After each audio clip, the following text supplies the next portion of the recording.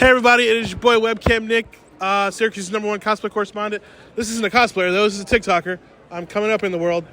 More TikTok interviews, guys. Sorry, but I'm here with the Pandaredd Hood. Please introduce yourself. Hi, I'm the Pandaredd. I am a comic book creator on TikTok. I talk about comics, I do skits, discussions, all that sort of stuff.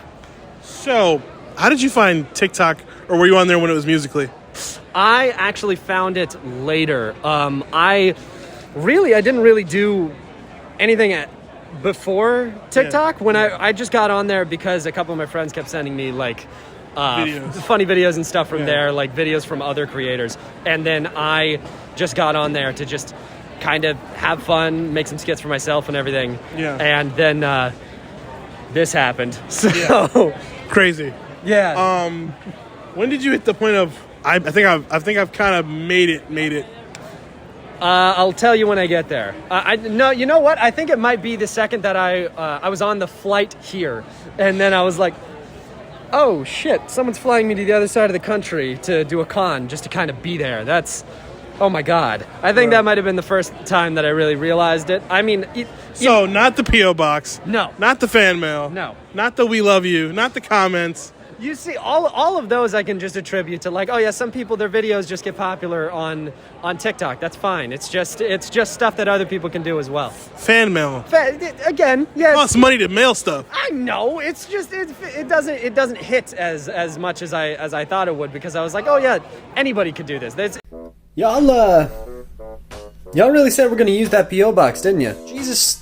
Jesus fucking Christ, guys. Alright, same rules as last time. I'll say an ad if there's one there. If not, I'll say the first name, and I'm gonna try and get through everybody, but if I don't get to you, I love all of my stuff. Thank you so much. It's just that I have a P.O. box and I put it out there. Of course stuff got sent to it. Right. The moment that it actually became like, oh my god, someone spent like $1,000 just to get me somewhere. Yeah. And so many people just spent money to go to an event just because I said I was gonna be there. Right. That was the exact moment that I'm like, oh my god, this is real. This is real, that I didn't just get kind of popular. This is like what I do now. Right. So, speaking of your P.O. box, we gotta talk about these Robin costumes people keep sending you. Yup, laugh it up. I stopped my P.O. box today, and something came in the mail. You know, the funniest part is that these are the parts of the costume that are like the least weird. Welcome to an impromptu P.O. box video. Thank you to... Who the fuck sent me this? Shout out to @CuteBlueSocks on Twitter. I don't know your TikTok @ for sending me this costume. I'll get to the other P.O. box stuff and the other stuff that you sent, but I need to get through this real quick. So I'm not sure you could tell from this angle, but this cape has the biggest neckline I have ever seen on fucking anything. Also, the second I latched the second latch, it just immediately came off. We're working with quality here. You know, honestly, the utility belt isn't that bad. I've seen worse utility belts. The mask, on the other hand! I feel like if this Robin died, they wouldn't even publish it. They'd just talk about it off panel. I look like fucking Eminem. I even have an R for red. Who designed this mask to go over the ears? I can't. I don't... Where is his wrist? Look at how massive this glove is! I feel like these are more befitting of like Dexter's mom than they are of Robin. About to go out rocking those Peter Pan 9000. I don't know, man. I think I might be starting a trend down here. Alright, let's get to the part you're all waiting for. Yep. No, I will not be putting them on. Fuck that. I put on the majority of this shit. I have some of my shame left, okay? And even if I didn't, it wouldn't be able to fit because the fucking shorts are massive! These pants were obviously made for Dick Grayson and I do not fucking fit them. Look at the size of these fuckers! They're almost as tall as my fucking torso. Holy shit! And even though like 80% of this costume is fucking massive and way too big for me, if I take this belt off, my belly will still pop out the bottom! Is this what Jason Todd felt like when he wore all of this shit under his Red Hood outfit? I gotta try that now, don't I? Not in this video. Fuck that.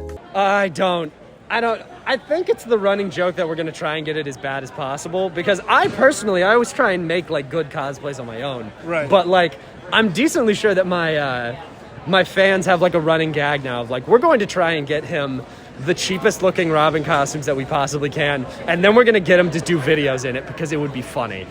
And I still will. I'm not saying I won't. Right. I always put it on, but... Of course. I love that Nightwing jacket. You were like... Okay. All right, I guess I can work with it. You see, the jacket? The jacket is cool. I'm not... Okay, this is part 2 of me going through everything that I got in my P.O. box over the last couple of weeks, and there is way too much for a very long intro, so let's get the fuck into it. Well, a little while ago, you guys might have remembered me shouting out Comic Drake on my page. Well, as a thank you, Comic Drake sent me a Nightwing leather jacket. This makes me feel like the White Knight version of Nightwing. This version, that actually wears a leather jacket before he turns into a cop. Guess I don't need to have Nightwing wear a blue hoodie anymore, huh? What do you guys think? You guys think I would make a good Nightwing? Okay, I'm okay with the jacket. I can Yeah. use that one for Nightwing skits. Right. It was the Disco Wing singlet that was like, oh, okay, this thing's trying to cut me in half down the middle. So remember a few weeks ago where I stopped by my P.O. box and somebody had bought me a Robin cosplay that it was not flattering? I think somebody might have wanted to finish the gag. Hey, at least we get the answer to the question that I asked like the week before that, where I asked if I would look good as Nightwing based on that leather jacket, and the answer is fucking no. I have to. Are we going in chronological order? My question is why this one? It did come with boots, but I'm not going to show you anything below the waist because I'm pretty sure that this thing is trying to bisect me. Which, I mean, half the reason people cosplay as Nightwing is to show off their ass. So comic book accuracy, I guess. This is it, fully zipped up. We can go lower, and that is fucking terrifying. The collar does go up, and yes, it does touch my ears. This did not come with a note, so if you're the one who sent me this, please tag yourself. Thank you. I'll probably use this in a video, but like, goddamn. And I have to keep folding this shit over, and my chest hair's popping out. I don't know about this one. So, okay, we got to talk about you breaking into your college to shoot a video. Yeah, I did do that. I did sneak into a back room of my college, back room of my college around Halloween, and then brought a bunch of cosplay stuff in there just to film a video. And then I had to do the entire thing really quietly because there was people right outside that I didn't want to get alerted to the actual video I was making. Just because the fans wanted you to do it, or just because you were... I wanted the thing that I was doing was like a kind of more of a short film than it was like the skits that I usually do. So I wanted to do more of a location shoot than I did usually. Instead of it being just a video I film in my dorm room, it was actually like a shoot that I wanted to do. And because of that, I wanted to actually do it at a location. So that's amazing. Super awesome. Thank you. Favorite video you've ever shot, or just what sticks out right now? Because I can name a bunch. You know, I don't want to say for my own humility, but just so I don't get embarrassed of the videos that I do put out, I tend to kind of forget about the videos that I do, or just like not think about them once I put them out.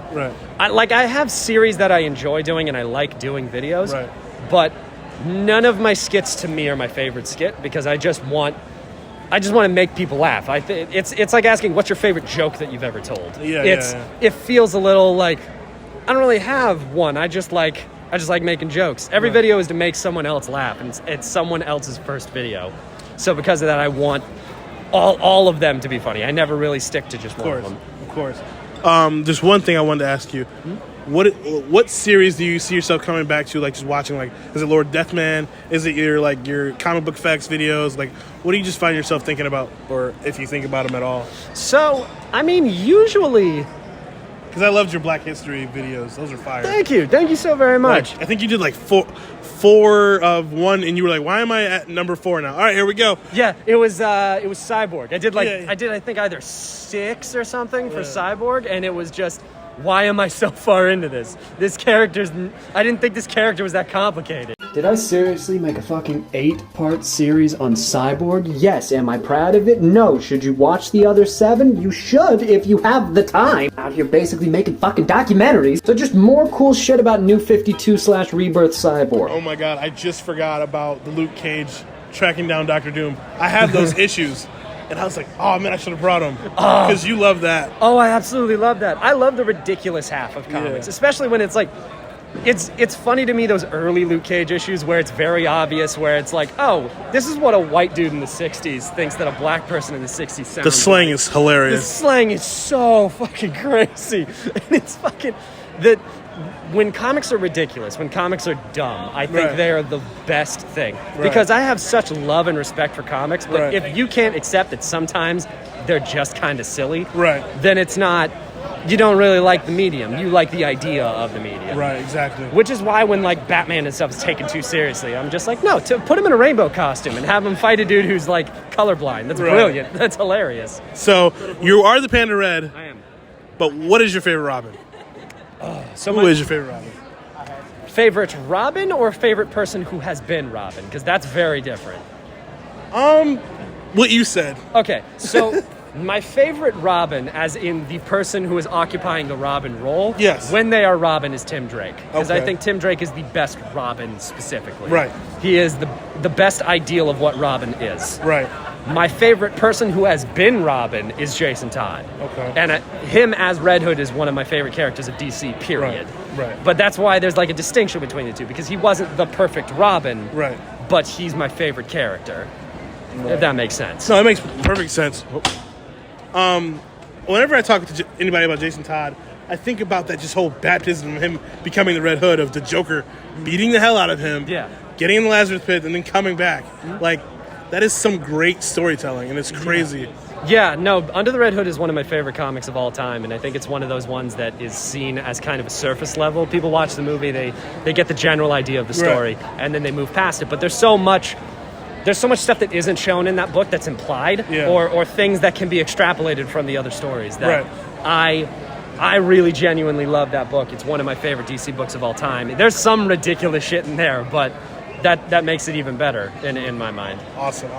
You're about to hit 1 million at some point in the future. Yeah, I think I'm at 945 right now, 945,000. What's your plan for 1 million? I don't know video-wise. I do have a celebration for my fans that I'm going to do. Jason Todd's got a white streak You're in the gonna front do of his streak, hair, yeah. and I'm going to do the white streak in the front of my hair and dye that.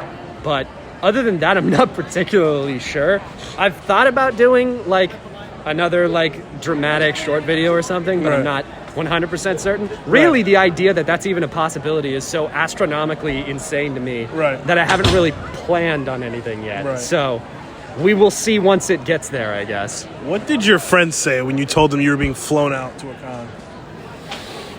And who What- said, "Can I come too"?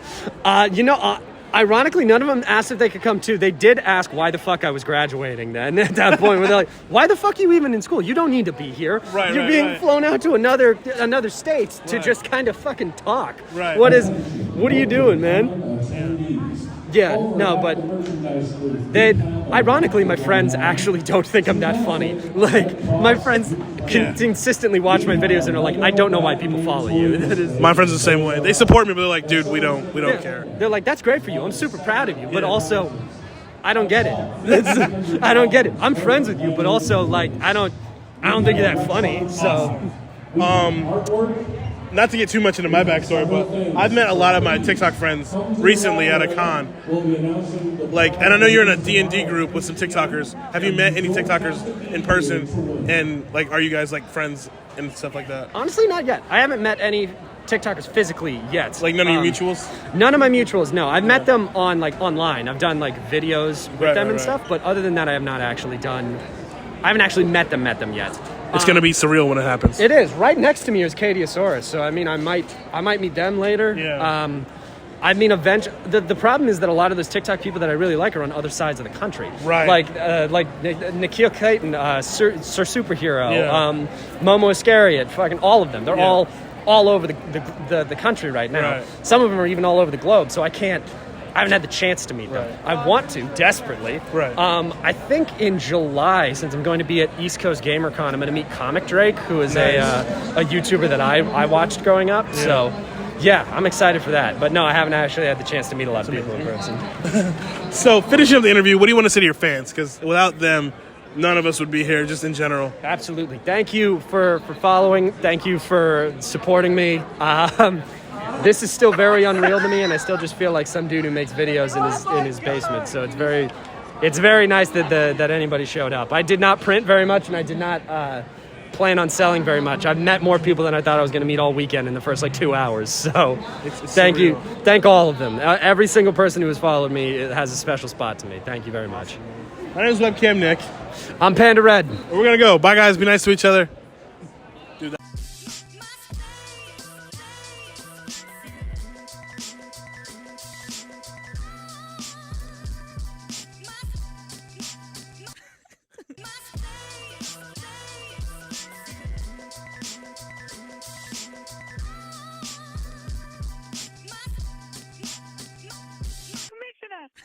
Face.